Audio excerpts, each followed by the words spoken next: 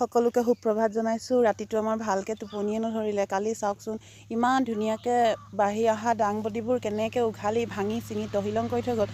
যিবোৰত শিপা আছিলে সেইবোৰ মই ৰুই দিছিলোঁ, ৰুলে হ'ব কিন্তু চব মানে লেৰেলি গ'ল। এইবোৰ যে যিবোৰ আশা কম, তথাপিও ৰুই থৈছোঁ ন। বহুত হেঁপাহত কৰা হয় ঘৰতে খাম বুলি। আমাৰতো বিক্ৰীৰ কাৰণে নালাগে, ঘৰতে খাবৰ কাৰণেহে লাগে। এয়া চাওক বেঙেনাবোৰ কেনেকৈ আগটো ছিঙিছে, উঘালিছে। এইবোৰ চব উঘালিলে, উঘালাবোৰ চব নতুনকৈ ৰুইছিলোঁ, ৰুই দিছিলোঁ, চব লেৰেলি গ'ল। লাই শাকৰ অৱস্থা চাওক, ইমান ডাঙৰ ডাঙৰ লাই শাকবোৰ বাৰু উঘালি পেলাব লাগে। এইটো পালেং চব ৰুইছিলোঁ কালি, ৰুলে হ'বনো কিন্তু চব লেৰেলি গৈছে। এইবোৰ চাওক জলকীয়া পুলি আছে, এইকেইটা জলকীয়া পুলি লাগিবই হৈছে, ফুলিছে আৰু সেইবোৰ তাহাঁতি মানে উঘালি পেলাইছে। এয়া আগবোৰ ভাঙি দিছে। সেইবোৰ চাওক লাই শাক, এইকেইটা পালেং, এইবোৰ চব মানে যত যিমান আছিলে তাহাঁতি যিমানখিনি পাৰে আৰু চব উঘালি গৈছে।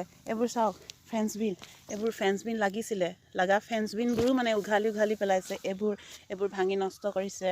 এইবোৰ ফ্ৰেঞ্চবিন, এয়া দেখিছেনে? এনেকুৱা ধ্বংসকাৰী ছোৱালী নহয় বিশেষকৈ ল'ৰা। আৰু বিহুৰ নামত এইবোৰ অটপালি কিয় কৰিব লাগে? বিহু বুলিলে ফূৰ্তি কৰিব লাগে, ফূৰ্তি সামান্য কিবা এটা নিব লাগে, এনেকৈ ধ্বংস কিয় কৰিব লাগে? ইয়াত লফা শাক আছিলে, ইয়াত ডাঙৰ ডাঙৰ আছিলে, এইবোৰ চব উঘালি থৈ গৈছে। সেইবোৰ চাওকচোন, বেয়া লাগে ন। ইয়াত পানীৰ ব্যৱস্থা নাই, ঘৰৰ পৰা বাৰীখন দূৰত হ'লেও এজনে মানে ঠেলাত আনি পানী দি এনেকুৱা কৰিছিলে। এইবোৰ চাওক কবিবোৰ কালি চব উঘালি থৈ গৈছে। আমি দুয়োটাই ৰুলেনো হ'ব কিন্তু এয়াহে গতি, জিলেতো ভালেই। এইবোৰ চাওক, এইবোৰ কটাৰী আনিছে, কটাৰী আনি আগটো কাটি দিছে। এইবোৰ চব ইহঁতৰ মানে শিখৰ খাই নহয়, মূৰটোহঁত একদম মানে কাম নকৰা হৈছে। সেইকাৰণে মানে ক'ত কি কৰিব পাৰোঁ সেইবোৰকে চিন্তা কৰি থাকে। এইবোৰ চাওক কেনেকৈ উঘালি কাটি পেলাই থৈ গৈছে। এইবোৰ চাওক কবিটো হৈছিলে ন, ধৰিছিলে আৰু ওলকবি এনেকুৱা এইবোৰ বাৰু তাহাঁতি নষ্ট কৰিব লাগে। শিখৰ খাই মোৰতো গ'ল। ইহঁতবোৰ মানে ভাল মানুহ, সুস্থ মানুহ যে হ'ব আশা কম, কিয়নো ইহঁতৰ মূৰটোহঁতত একোৱেই নাই, সহানুভূতি বোলা বস্তু নাই, মৰম নাই, দয়া নাই, চেনেহ নাই।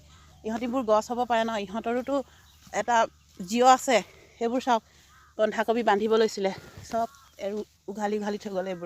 এইবোৰ দেখিলে কাৰ টোপনি ধৰিব বাৰু ৰাতি? ইমান কষ্ট ল'ৰা ছোৱালী তোলা নিচিনাকৈতো তোলা হৈছে ন। ইহঁতকো পৰিণত হোৱা হ'লে বোলে ভাঙি চিঙি এটা লৈ গৈছে, তেতিয়াওতো একো দুখ নালাগিলে হয়। কিন্তু কেনেকৈ নষ্ট কৰিছে চাওক। সেইবোৰ আমি ৰুলেনো হ'ব কিন্তু,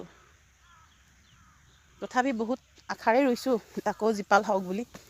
আৰু এইবোৰ আলু পোতাই নাছিলে। এইবোৰ আমাৰ আলু পিছতীয়া হ'ল, পোতাই নাছিলে আলু। সেইবোৰ আলু চাওক কি কৰিলে। কালিতো অৱস্থা ইয়াতকৈও বেয়া আছিলে। কালি আমি চব পুতি থৈ গ'লোঁ। কালি মই ভিডিঅ'টো বনাব পাহৰিলোঁ মানে মনত দুখত আৰু কি ভিডিঅ' বনাব ন। এইবোৰ চাওক আলু গছ, ইয়াততো আলু অহাই নাই। এইবোৰ গছনো উঘালি বাৰু নষ্ট কৰিব লাগে নাই? এইবোৰ চাওক দেখিছেনে? এইখিনি ঘৰৰ আলু আছিলে, অলপ সোনকালে দিয়া হৈছিলে, এইখিনি অলপ ভাল হৈছিলে, কিন্তু হ'ব কি? এয়া চাওক চব মানে শেষ। ইহঁতৰ পৰা কিবা ভাল আশা কৰিব পাৰিনে? আজি সেইকাৰণেতো মানুহে মানুহক ইমান সহজে কুকুৰ মেকুৰী মৰা নিচিনাকৈ মাৰি দিব পাৰে ন। ইহঁতবোৰে এদিন এনেকুৱা কামেই কৰিব, এইটো অভ্যাস কৰিছে। আৰু এজনে কাম কৰি থাকে, ভাবে চাগে তই কাম কৰিছ, চব নষ্ট কৰিম। সেইটোৱে সিহঁতৰ মানসিকতা। বিহুৰ নামত এইবোৰ অন্যায় এনেকৈয়ে চলি যাব যদি ইয়াক শুধৰোৱা কোনো নোলায়।